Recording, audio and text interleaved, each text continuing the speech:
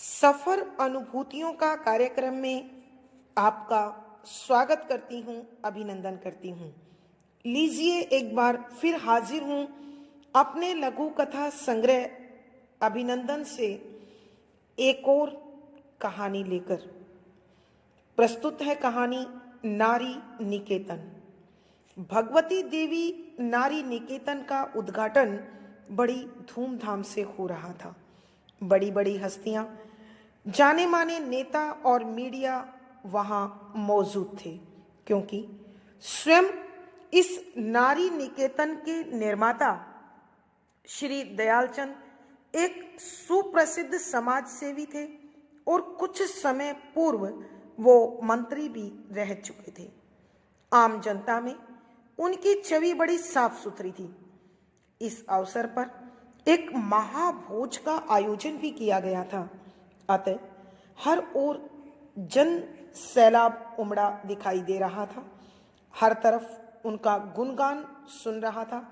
हर नजर उनको देखकर खुद को धन्य करना चाहती थी। कुछ लोग विशेष कारण से वार्ता आदि के लिए भी पधारे हुए थे। तभी दूर से पुलिस की गाड़ी का सायरन सुनाई दिया तो सबका ध्यान उन गाड़ियों की तरफ जम गया।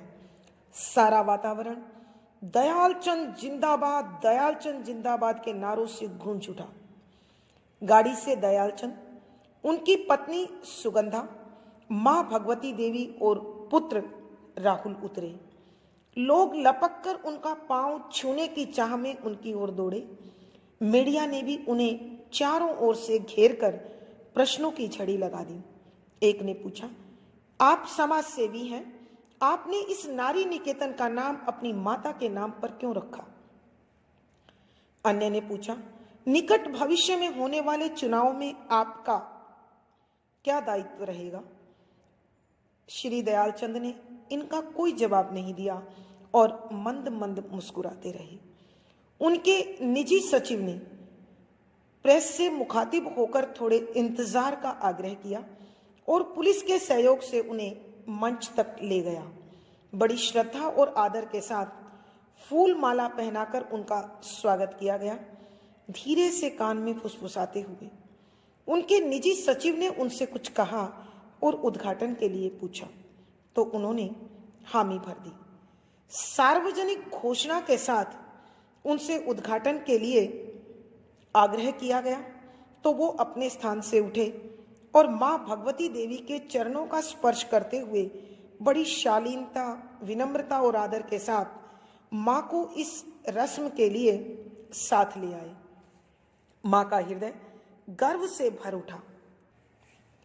उन्होंने छलछलाती आंखों से अपने बेटे की ओर देखा और आशीर्वाद देते हुए कहा, बेटा, सचमुच तुमने मेरी कोख से जन्म लेकर मुझे बहुत बड़ा बना दिया है।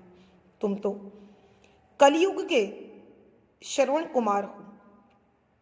लोग भी मां बेटे के इस प्यार को देखकर झूम उठे और एक बार फिर पंडाल श्री दयालचंद जिंदाबाद, भगवती देवी जिंदाबाद के नारों से गूंज उठा। उपस्थित अतिथियों ने दयालचंद की उदारता, दानवीरता, समाज सेवा आदि की भूरी भूरी प्रशंसा की। फिर दयालचंद ने मीडिया के प्रश्नों के उत्तर दिए और अतिथियों को धन्यवाद दिया। अंत में वे बोले, मैं नारी जाति का विशेष आदर करता हूं। किसी भी औरत पर होते अन्याय को देखकर मेरा हृदय छलनी हो जाता है। यह देखकर लगता है कि यह अन्याय किसी और पर नहीं बल्कि मेरी माता पर हो रहा है। इसी अन्याय और अत्याचार से बचाने के लिए मैंने इस नारी निकेतन का निर्माण कराया है। इसके द्वार हर दीन दुखी महिला के लिए हर समय खुले रहेंगे। यहाँ हर प्रकार की सुख सुविधाएं बनी रहेंगी। मैं इसे जनता को समर्पित करते हुए घोषणा करता हूं कि यहाँ निवास करने वाली हर नारी को मेरी माता भगवती देवी के समान पूजनीय मानकर मैं उनके सम्मान और स्वाभिमान की रक्षा को तत्पर रहूंगा। और अपने हृदय पर पत्थर रखकर मैं अपनी माता से भी निवेदन करूंगा कि वे भी आज से यहीं रहकर लोगों के समक्ष आदर्श प्रस्तुत करें। यह सुनकर भगवती देवी का हृदय मानो वज्रपात से खंडित हो गया हो। वह अपने श्रवण बेटे की मातृभक्ति और नारी सम्मान को देखती रह गई। दयालचंद ने अपनी पत्नी सुगंधा को मानो नजरों ही नजरों में कह दिया हो, लो अब तो खुश हो। अब वे पत्नी सहित भगवती देवी के चरणों में झुक गए। जनता अब भी उनकी महानता को देखकर जय जयकार कर रही थी। धन्यवाद। आशा है आपको कहानी अच्छी लगी होगी। अपनी प्रतिक्रिया मुझे कमेंट बॉक्स में लिखकर बताएं।